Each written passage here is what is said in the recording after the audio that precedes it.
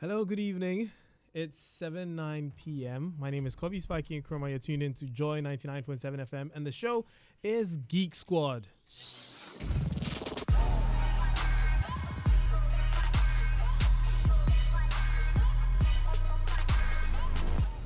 Geek Squad is proudly brought to you by Home Used Cars app, Hookah app. Discover the state of your car before it's imported. The Hookah app, we let you know if the car you are buying is accident free. You know, is it accident free? And then they just cleaned it up and then sold it to you as a lady driven, no accident car. You want to find that out. Mobile money interoperability powered by Gips. Be our hero, be safe. Stay at home. Across safer. Yep. Sending money from, all the networks, sending money to your bank account from your wallets, all made possible by mobile money interoperability powered by Gips. And then COVID Connect, a digital service that connects to the medical team at the University of Ghana Medical Center. You can access the COVID Connect by downloading the Lussi app from the Play Store or the Apple Store. The Lussi is spelled Luscii. Lussi or Lusky, whichever one you prefer. Anyway, so we're still in COVID season, unfortunately.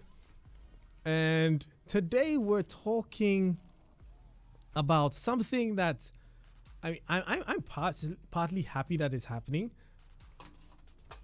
Gary.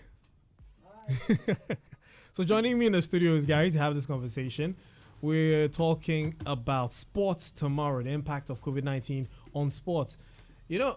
Prior to COVID-19, I wouldn't have been on air for some time because you guys would have been doing your Champions League. But I was going to say thanks, but no thanks. But due to coronavirus and COVID-19, I still have a show. And I don't get taken off by Gary, but Gary gets to join me. See, it's a win-win situation. It is indeed. Yeah. And I will be joined by George, Ado, and Michael and Winston, the usual suspects. We're talking about how COVID-19 impacted sports. So I'll just give you a brief introduction to all of this. Now, a lot of people are disappointed, in as much as they're bored, but they're also disappointed that they can't follow their favorite teams, they can't follow their favorite sports. None of this is going on because of COVID-19. So, Gary. Yes. What is happening in the sports world? The conversations are dominated by how many events first were cancelled or have been cancelled or are being cancelled, depending on their dates of that they were supposed to happen or are supposed to happen. Yeah. And then the conversation started about a couple of players or athletes who were affected by COVID-19 and how they were recovering and how, team protocols were activated so that they were not infecting other people. And then recently or latterly, it's been about how the various sports, especially football, will restart, or should they restart, or should they be cancelled. That's where the conversation is.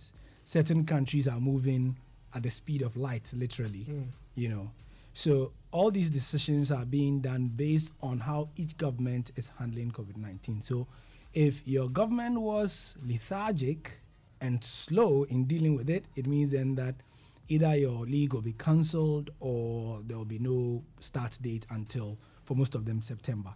Wow. That's what's happening. And then, for some who have been really fast, like Germany, as early as 15th of May. Wow. Yeah, they are starting. I mean, that's how crazy it is. Wow. But quite a number of European countries have some confidence in their systems to the extent that they are allowing their players to start training, light training, observing social distancing. And some of them are saying that when they start the games, they are going to allow only essential staff. So medical personnel, the players, the coaches, and a few television and electronic crew to be in the stadium. No fans. So that is where it is. Now that segues us into what they would be using to make this possible without technology. Anyway, so 2020 brought a lot of things to a standstill, and it's amazing how COVID-19 has caused tech to be infused with everything. I was beginning to, expect that we'd be seeing some virtual football. Yeah, we People be sitting in their homes and wearing virtual reality kits and then running on a treadmill, kicking a ball around. that's like in 2050. That's like 30 years away. Yeah. But it's closer to us than we think. Because for starters, in terms of governance and policy, yeah, the game has had to go on. So the various governing bodies, sporting federations, whether it's cycling, whether it's football, baseball, basketball, they've all been having their meetings via VoIP, and whether it's Skype or Zoom or Cisco WebEx or whatever it is, they've been having those meetings, and that is what they've been doing, making decisions. The players themselves have been engaged. So for the football, it was La Liga Spain who took the initiative, and they had a league-wide esports tournament featuring the players themselves of the various teams. Now that is interesting. What I want to know, but before we get to that, we have George, we have Michael and Winston on the line. Hi guys. Hi. George, Winston, and Michael. Are you guys with us?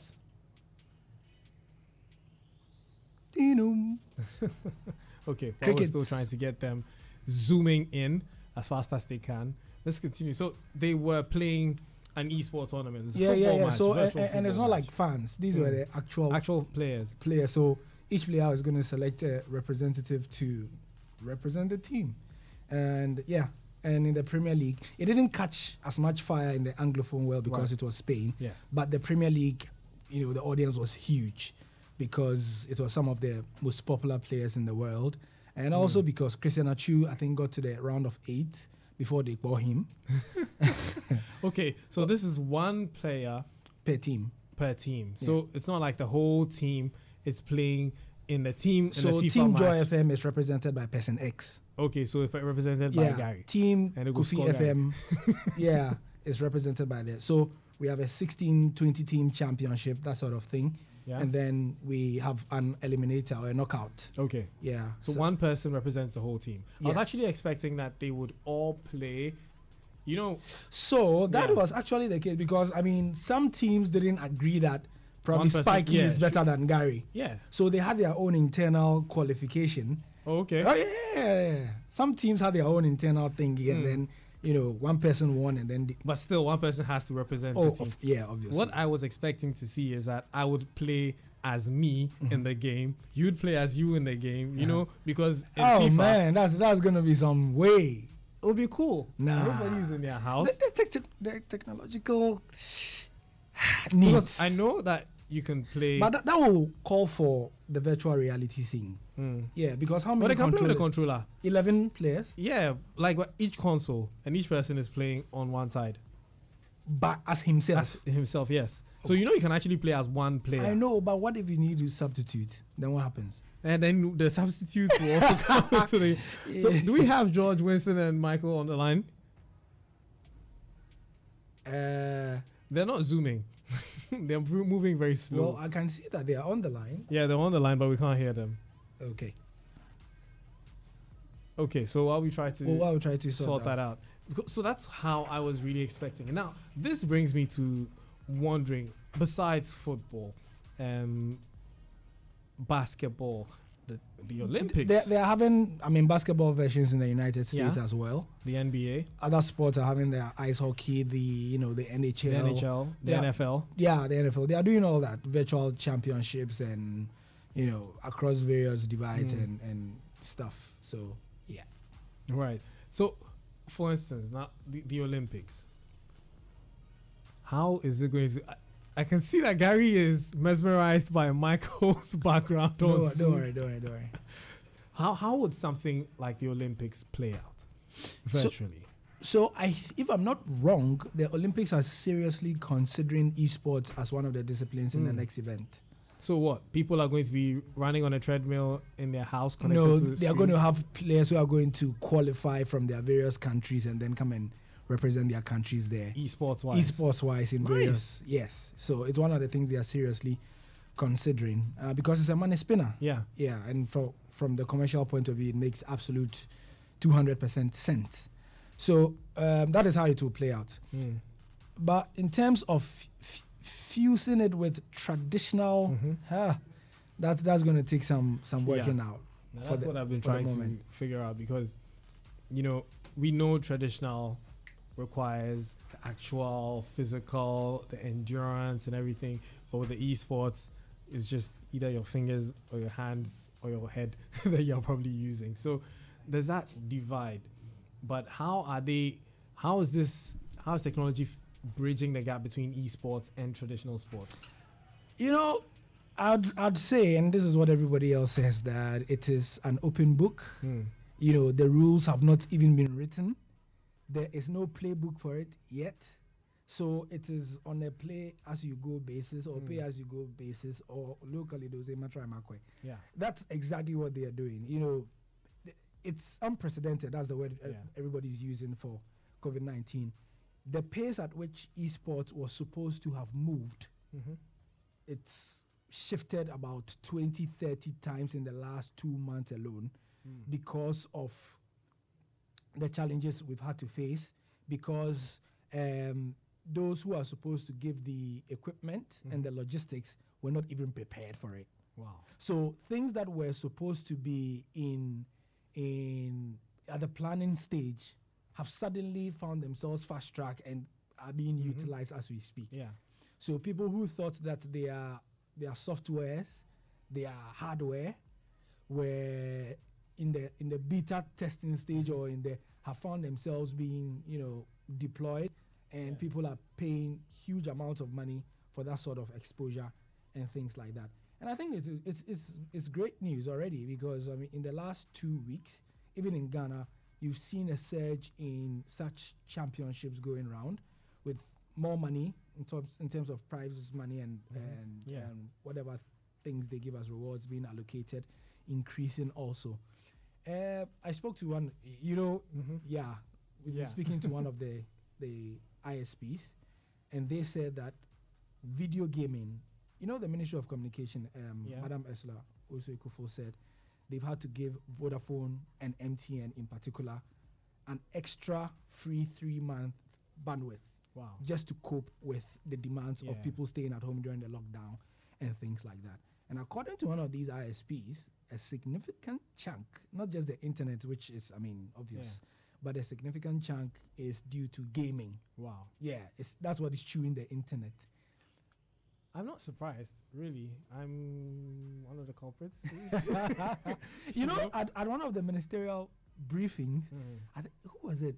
One of the ministers or something said, if you are home, stop downloading movies and something like that. I'm like, no way, you didn't just go there. No. Because that is exactly what people need to, entertain themselves, because they can't go out. You said we shouldn't go out, we are not supposed to.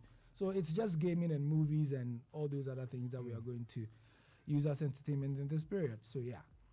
And one thing I noticed was that a lot of the streaming companies, when I say streaming, I'm talking about the video game streaming companies like Twitch and the likes, they recorded a huge boost in esports, people signing up to play games online. And the thing, this became a conversation where, like you mentioned, a qualifier between an actual football player. So imagine an actual football player going to play a match between him and a regular person who just knows how to play FIFA. The FIFA. And the regular person whoops him. There's a possibility. Yes.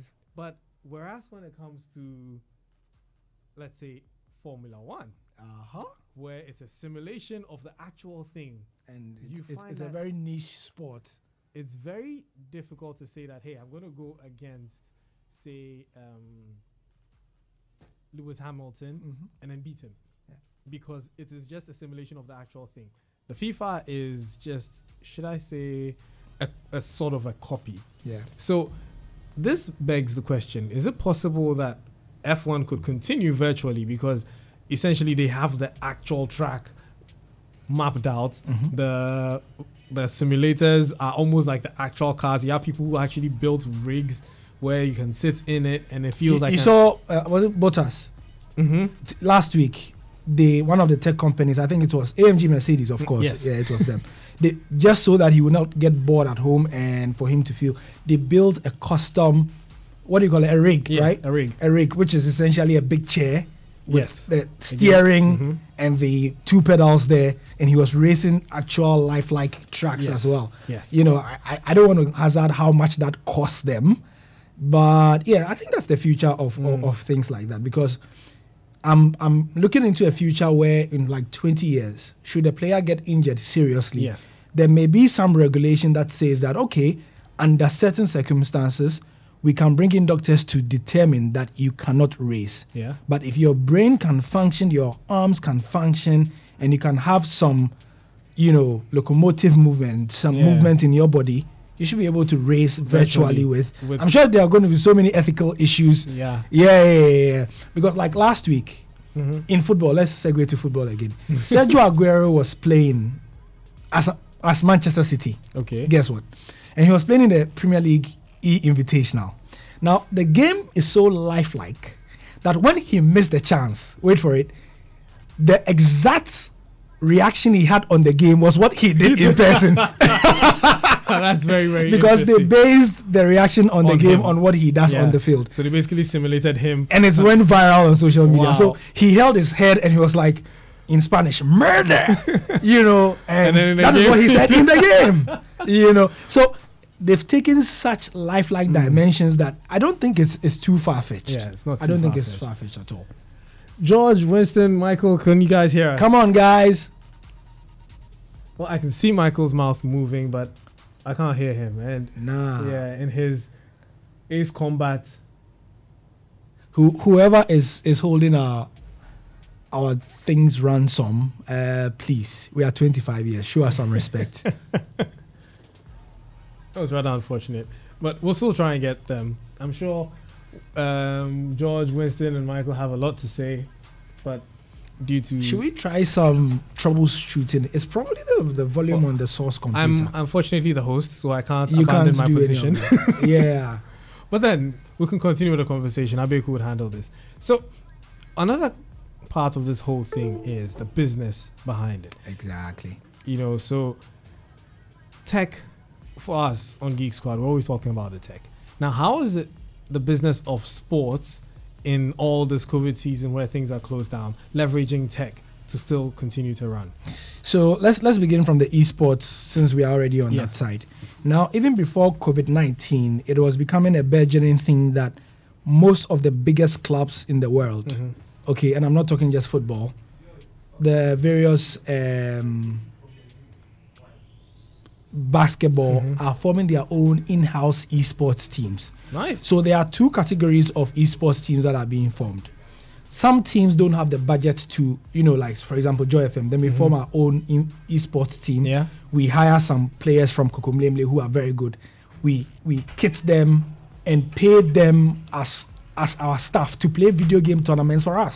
Yeah, sure, I see. So some teams are doing that. Nice. And then there are those teams that have decided that, you know, it's too much for them to maintain those players on their staff. So they are outsourcing. And they are getting players and having sort of freelance contracts with them where they cannot play for any other teams, but they are on freelance thingies with them. Right. So those are the two kinds of esports games and things that are going. So, for example, teams like actually Manchester United are way behind in this respect. They are one of the last teams to have formed an esports team. Wow. Some of the smaller teams you'd never think of saw this as an opportunity to have an advantage over their bigger name rivals. In the NBA, a lot of the smaller teams started this about as early as 5 years ago, so that they could compete with the Lakers and the whatnots on that side. Because the little revenue that was coming, some of these Lakers and things, they didn't need maybe some $300,000.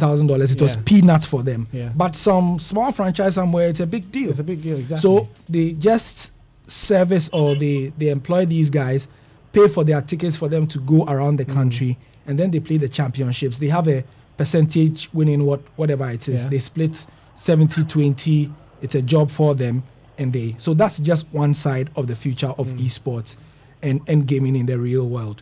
And then there's also the hardware bit, where now sponsorship has become a thing. Because over the years, some players have been recognized as totally world class. So it means then that kit makers, apparel manufacturers and stuff are kitting them separately from. So you are going to have hypothetically a Man United who are kitted by say an Adidas or a Nike are suddenly going to have their esports team being kitted by a rival company because the main kit company is not interested in that bit. Right. And then the rival company is, but it's contractual. So it's very interesting. And now we are entering into the ethical phase of things. When you sign a player into an esports deal, does he become a similar earner to your regular staff? Or can you sign him on a different contract? What do the labor laws of the country where you are based say? So it's becoming a whole burgeoning industry where the rules are being written and we are now having esports lawyers. So people who have specialized in corporate law have suddenly become specialists in esports corporate law. And we are having global industry leaders on it. Last week they had a webinar where some guy who says he's a global leader in esports arbitration and some plenty English was teaching other people from the other teams the do's and don'ts and the FAQs of because some of the players come and they're a bit smart. So having played in several championships and stuff, they have identified the loopholes in the system. And they are cheating their employers. But the employers are always winning. Of course. Yeah, in the end. George and Winston on the line.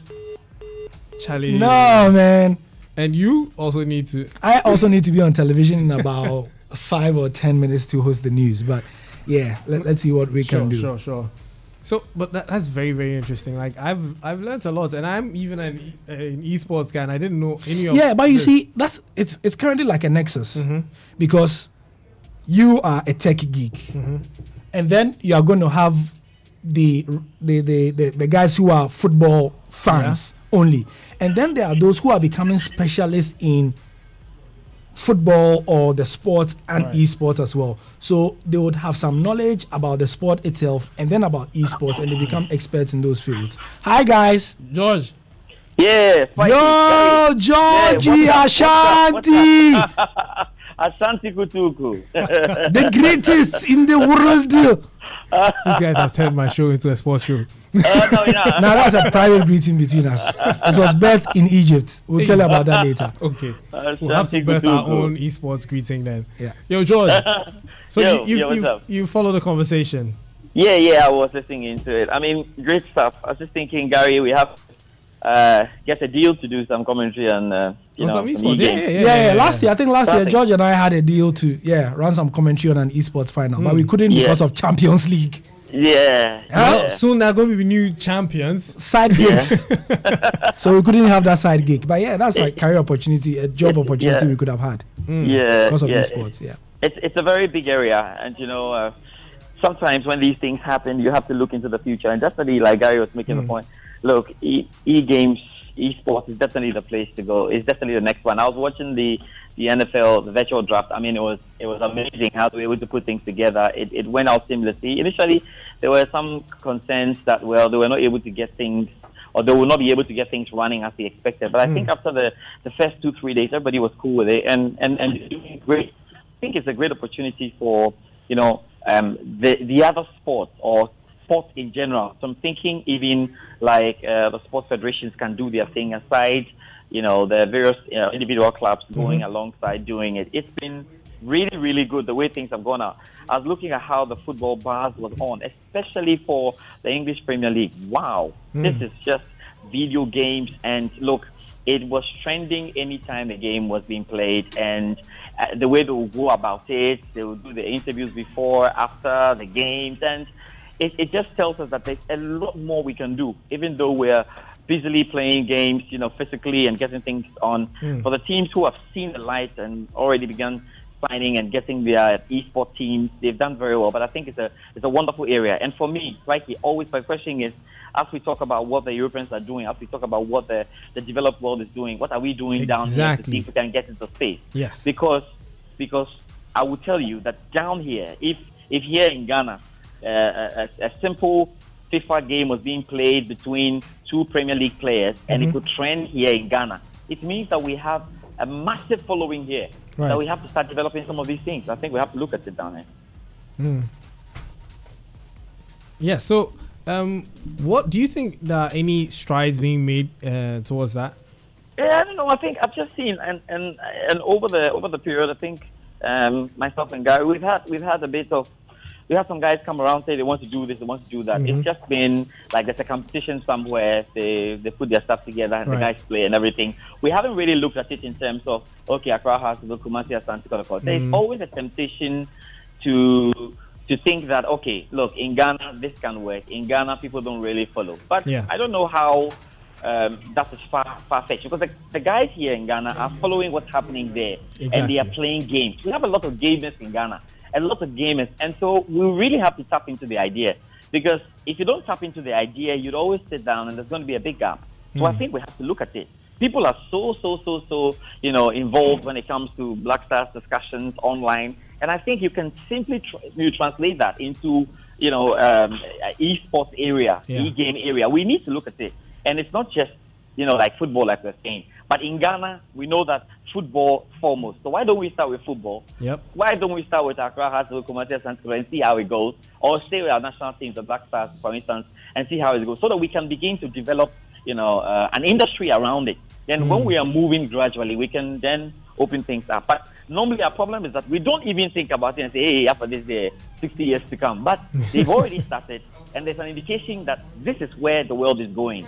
So I remember when Facebook and Instagram and stuff started some years ago, it took us a lot of time to get into it. But before we got into it, they're far gone. And they're already making money, adverts and all of that. Thankfully, we are somewhere in it. So we shouldn't allow esports to run away from us before we start chasing it. I think Africa, we need to do something here. And we've got some interesting streams that we can look at. Yes, for instance, how about the Virtual Africa Cup of Nations? How about that too? Yeah, we got that as well. We've got the Africa Basketball. They were starting Africa Basketball League, and COVID, has stopped them from starting a basketball league. That's there. We've got some good games that we can talk about. But basically, in Africa, can we make a big deal out of football? Right. Anywhere we are, it will make sense. I think so. Yeah. So all I need, Lante just sent a message. He says, if GFA will spare their thoughts on this, they should have had the EGPL by now. Yeah. Yes. We should have. Yeah. And I think we would still have a lot of guys very interested in it anyway. Yeah, because the esports GH, there's actually a body called the esports GH, and they've tried to push them to consider it with lots of proposals so that they fund it and all. But it's Gary's in the studio. It's not going to be easy. It's not going to be easy to it's not going to be easy to turn our football administrators at the moment turn their heads over for them to understand straight away what it is. Yeah, it would need a lot of teasing. They would have to see that this is really viable. So can we start with maybe the big clubs? Can we start with the Hearts and look at the Kotoko and see how it goes? Because we know that with Hearts and Kotoko, it's definitely going to ride. Can we start with something like the Black Stars? And then when they see it, the rest will follow. Yeah. It's a bit difficult at the moment, though, with all the problems we have in our country anyway. I mean, in terms of football and money issues, and they're now going to start talking about, some esports, and they have to go say, nah. I'm sure one will now tell games who are almost over say, you know what I mean? So we can look at it, but we need a template that will teach them into it virtually. And I think it will make sense. So normally for us here in Ghana, in Africa, it looks like the pioneers will have to, invest for some time before it comes in. And that discourages a lot of people who want to get into the field. So if the GFA can understand this, I think we have a very young GFA president. We have some very smart guys on the Ghana Football Association Executive Council, and they should be able to, understand this if they really see where the world is going to. Because if we have people in Ghana playing, and getting so excited about what's happening out there, we'll have to do our homework and try and make them excited about it here too. Great. Winston. Yep. You've been listening and you've been following. Yes, I have. Are you an esports guy? Okay, so I used to play Madden a lot, like NFL. I don't play FIFA, I don't play NBA, any of the 2Ks or NBA games. I don't play any of that. I just play I played Gran Turismo, I play the more obscure ones like for Ghanaians, more obscure sport we used to do. But okay, so based on the kind of games that you play, and being esports not just limited to actual like traditional sports alternative games. Yeah. You could have what do you call it? Mortal Kombat as an esports game. We could have people are playing Fortnite, PUBG, Call of Duty Mobile, and Call of Duty Warzone as esports. I'm sure we've lost George here. George, did we lose you? Okay, so as I was saying, and all these games are actually getting a whole lot of people. People are playing these games and streaming. Today I asked a friend of mine, what would your child go to be? He said, oh, you'll be a streamer. Like, what kind of streamer? Game streamer. Yeah, because there seems to be a very lucrative business now. 10 years ago, you don't think anybody would have said this, but now people are saying this. So, from what you've observed, does it look like a good prospect? I mean, let's think about this. People, sorry? For Ghana. For Ghana, it is super, super lucrative because it's now that people are seeing how lucrative it is, which is funny because many games have been lucrative for years. If you take League of Legends, I think that's what it's called. No, sorry, that's not League. The most, it's an MMORPG. Sorry, I've forgotten the title right now. But the biggest game of League of Legends or World of Warcraft. Sorry, League of Legends or World of Warcraft. I think it's either League of Legends.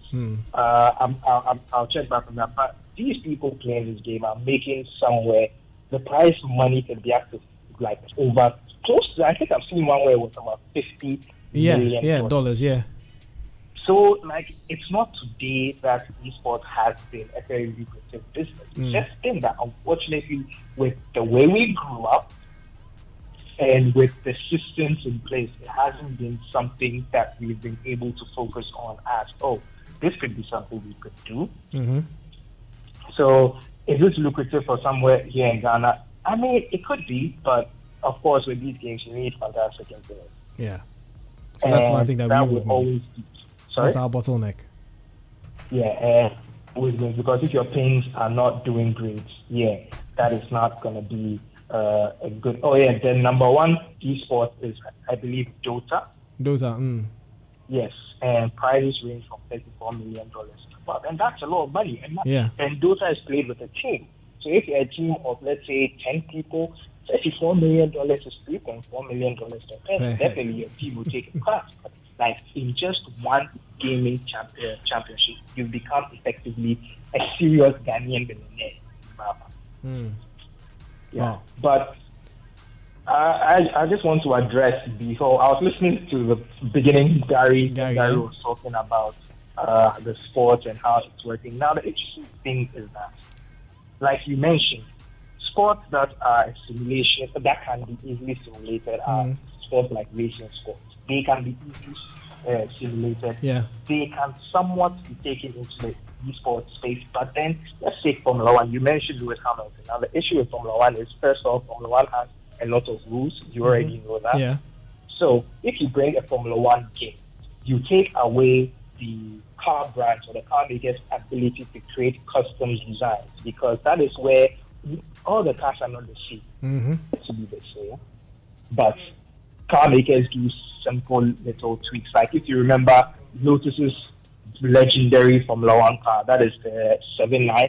It has these skirts to increase downforce, so that it could drag and downforce, so it could corner better than the other cars, and that helped it a lot. So how are you going to do that in a video game? Are you going to give these car makers the source code of the game and tell them that these are the rules, so make a car? So does that mean that these car makers have to go and get game makers to come and do this for them? That seems like a stretch.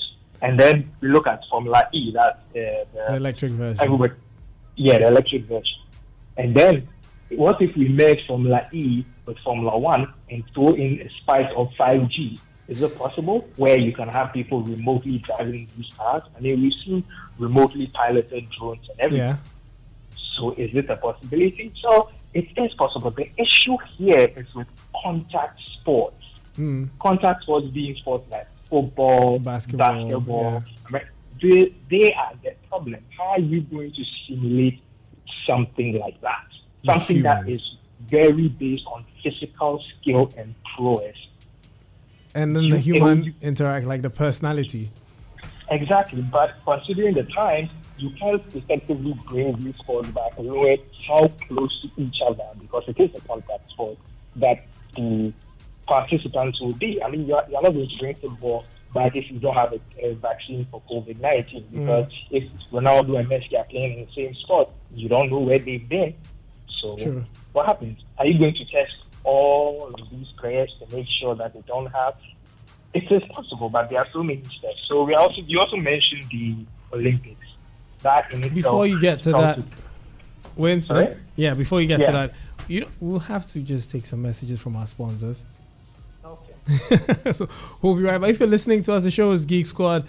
My name is Kobby Spiky Nkrumah. The show is brought to you by Home Used Car app, the Hookah app. Discover the state of your car before it's imported, and the Hookah app will let you know if the car is accident free. Mobile money interoperability powered by Gips. Be our hero, be safe, stay home.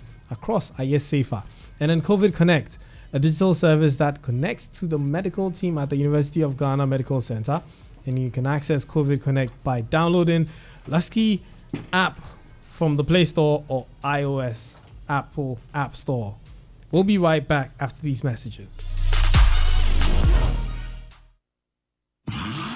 Buying a car, thousands of cars are imported, wrecked, stolen, or flooded. Discover the state of the car before it was imported with the Home Used Car app. Install the Hookah app on your mobile device now and get up to 10 images to help you assess the damages on the car. Hookah is spelled H-U-C-A. Available on iOS and Android devices. Visit homeusedcar.com for more details. Hello. This is UGMC COVID Connect.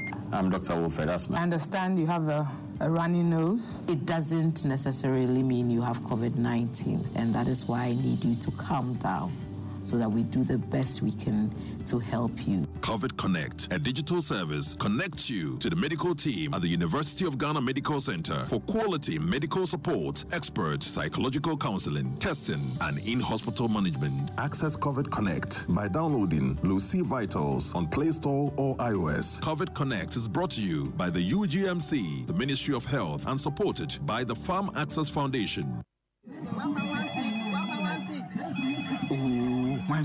Mate, see, collect my phone and tell the person say it fell in your car. I need to send this person mobile money, but we are not on the same network, and they also won't understand. We can now send and receive mobile money on all networks across a year easy. Hey, sir, I didn't know. News. From your network to other networks, you can now send and receive mobile money directly across IA Easy. This service is powered by Gift.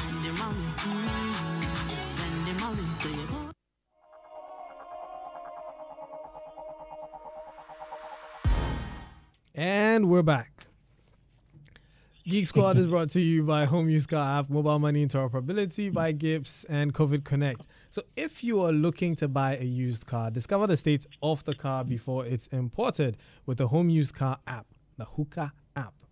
Download and install the Hookah app now on your mobile device and enter the vehicle identification number of the car, also known as the chassis number. You can find it under the windscreen. And you will get up to 10 images of the car so you can assess the damages before it's imported. The Hookah app gives a detailed report on the car's undercarriage, the suspension, the transmission, the engine, the electrical systems before importation. So you see how the car was before it was imported into Ghana. And then you make the best buying decision. Check before you buy. Buy your next car with the Home Used Car app or the Hookah app. Hookah is actually spelled H-U-C-A. It's available on iOS and Android devices, or you can visit homeusedcar.com for more details. Hookah app will let you know if it's accident-free. COVID Connect. Are you worried you may be having COVID-19 symptoms? Do not panic. Just download the Lusky app to access COVID Connect. COVID Connect is not just an app, it is a service. COVID Connect is a virtual consulting room which allows users of the app to fill in their COVID-19 symptoms. If your symptoms are rated mild to high risk, you will receive a call from the medical team at the University of Ghana Medical Center, and they will care for you based on the treatment guidelines prescribed by the WHO at the comfort of your home. And an ambulance will be dispatched to pick those who may require in-hospital treatment and testing for COVID-19. Download the Lusky app right now and connect to the service. Lusky is spelled Luscii. COVID Connect.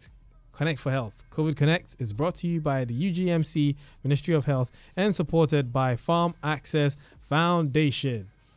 Now, as we're on this topic, let me just tell you people who are home, Joy Learning, dear parents, dear guardians, Joy Learning is intensifying teaching lessons in these times as the reported COVID-19 cases in Ghana has compelled schools to close down. Kindly tune your television channel to Joy Learning and access our classroom lessons and other educational programs. We can assure you that with Joy Learning, your children will not be left behind in classroom teachings while being in the house. Do not allow COVID-19 to prevent your child from learning. Joy Learning has you covered.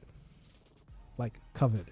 With Joy Learning, education is secured, convenient, and easily accessible anywhere, anytime, in the comfort of your homes. Get a multi-TV digital box for your kids now.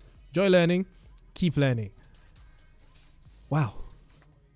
I can be a tongue twister. Good evening, guys of the Geek Squad. Gary has absolutely explained the esports business to us. I was actually thinking of starting something like that in Ghana. Mixer is a platform that streams these kinds of sports for a following or audience. Some users have millions of followers and viewers waiting to see these people play games. It's amazing, but sadly, fiber is not that common in Ghana. This is Linus from Ashoman Estates. Linus, yes. Aren't we all thinking? But you can actually just record your gameplay and upload it. But streaming is actually also fun, so you can make more money. Winston, George. Yeah. I still have you guys with me. That's right. Yeah. Yeah, I'm almost out of breath. I had to do some tongue twisting. So, I mean, esports have always been there, but the focus has come to it all because of the pandemic. Yep. What? Yep. Winston, what did you say? No, I said yes. Exactly. So, what happens when there's no more pandemic? Would life return to traditional sports and esports would just go back to being nerds in their bedrooms playing games? Or will this actually be something that would grow bigger and bigger? No, I think it's something that should grow bigger and bigger and must grow bigger and bigger. It's another whole spectrum to make money. And I think that every club, every sports federation would really need to look at this angle because it's added money that can come. Because remember, aside the guys playing physically on the pitch and doing their stuff, those who love their sports are still in there. I know some fans, I was going to say Liverpool fans, but they come and beat me. Look, I know some fans that make it general, Arsenal fans, Chelsea fans, general. After they've lost a game, say Chelsea beat Arsenal by 3-0, they go back and sit by their computers and play the game again and beat the team they lost to and feel comfortable. I know, right? Just to say. So that space, I mean, the esports space is going to be is going to be here for a long time. And so it's only there for everyone to try and exploit and make something out of it. And I think it's something that we have to look at. Right. Nothing look at it. Nothing stops us. And I think that the game gets more popular. If you look at it from the esports angle, it's going to get even more popular. Yeah. Let me give you an example. Let's say the Ghana Premier League season is over. Now, once it's over, the players are at home. Each club elects a player to stand in or represent the club. And then we have, say, an Ghana League. After we are done with the Ghana Premier League, they are all at home and they're playing. Now, each of the players are going to get the hype, and each of the players are going to be known more. Especially in the league, we hardly hear of the players, or we hardly see the players. All we know is that they are playing. The players don't get to stand out. The kind of hype that Christian Atsu had because he was playing, a video game in the E-Premier League, he wouldn't have had it on a normal day unless he has scored a spectacular goal or he has played. But you just get that because you're playing a video game. And aside that, you can make money. You can make extra money from that because the streaming, there are lots of things that are coming, the sponsors will come in from that angle. So I think that this is an eye-opener, and this is the way the sport should go. The esports should run with a physical sport, and then everybody gets to enjoy, so that we even make sure that the fans are more actively involved in the game. Not everybody can go to Manchester United to go and watch, or Manchester to go and watch Manchester United play. But everybody can get into the esports and play for the home and get closer. So I think we have to look at it. Yeah. Winston. Yeah. I feel like George said, some esports would stay. The ones that have already gained popularity right now would stay. But the issue about the future is that the world is not going back to what we thought after this COVID-19. It's not. Anybody who's thinking that should forget it. It's never going back. They are going into a totally new era. And now I'm going to go through the business aspect of this. So you have very little time. Yeah, okay. Let's think about it this way. You've created a new sport, or sports that can be easily simulated. Like, let's say rally driving, Formula 1 and everything. How much money do you as a car maker invest into this? Is it cheaper to do this than to go full scale real life? Are fans still coming to see it? Is everything they're saying just that the drivers are sick, so maybe there's a reduction in their medical insurance? Right? Some of these sports or esports, they will still remain, but their popularity or their stance in officialness, like in the sense that officially Lewis Hamilton is driving, it's all down to how much money is it making, how much money is not making. As for FIFA and Premier League in Ghana, sorry, I'm going to say this, but I don't know if Protocol has FIFA. I don't know. And you would have to give EA Sports and the rest a reason to create these teams. So if you start by maybe a petition and actively engaging in the game and building a community here, where even the footballers in the country are actively engaged, you could get that, and then it will have a more solid finance. So we could build our own. Yes, we could make our own game. Yeah.